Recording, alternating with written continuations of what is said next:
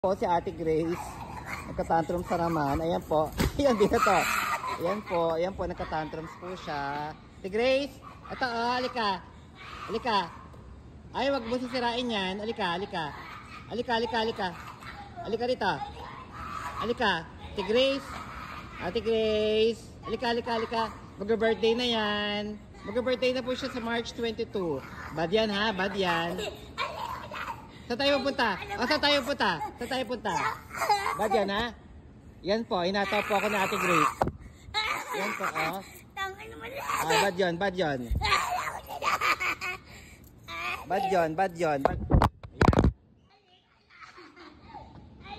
Yan po, inagis niya po yung cellphone ko. So, ayan po. Kung alam niyo lang po kung paano mag-tantrum si Ate Grace. Kaya lang, ang hirap po niyang pigilan. Ayan o. Ayan po siya. Ayan po. Si Ate Grace. So,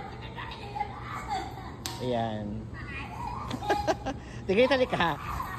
Malapit na po siya mag-birthday sa March 22. Sabi ko sa kanya, magbait na po siya para may handa po siya sa March 22. Tigres ha. Ayan po siya. Oh. So malapit na siya mag-birthday next. Ano na po siya? Next. Halika guys ha. Ate Grace, halika. Dali Ate Grace ha. Say hi to TikTok. Dali, halika. Dali na, halika. Halika. Bibigyan ka tayong pera. Dali na, mag-behave ka na. Dali. Halika na. Bawal. Ayan po. Si Ate Grace. So naghahanap po siya ng pwedeng iba to. Bad yan ha. Ayun po. Kumuha po siya ng bato. Binato po sa akin. Ganyan po siya. Oh, ayan po. Halika na. Pupunta tayo mall. Pero mag-behave ka muna. Ayun po siya. Oh, halika dito. Halika dito. Ayan po siya. Ate Grace, halika na. Mag-sorry ka. Halika. Shh. Halika na. Halika na, buhati mo to,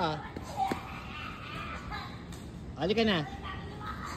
Buhati mo yung isa. Halika, tulungan mo ako. Ayan, buhati mo, halika. Ayan, kuya, ginagalaw po niya yung Ayan, sige. Halika na, buhati mo yan.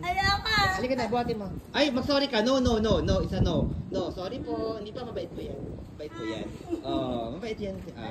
Ayun. Huwag ganun, ha? Bad yan, Grace, ha? Bawal yung mananakit ng tao.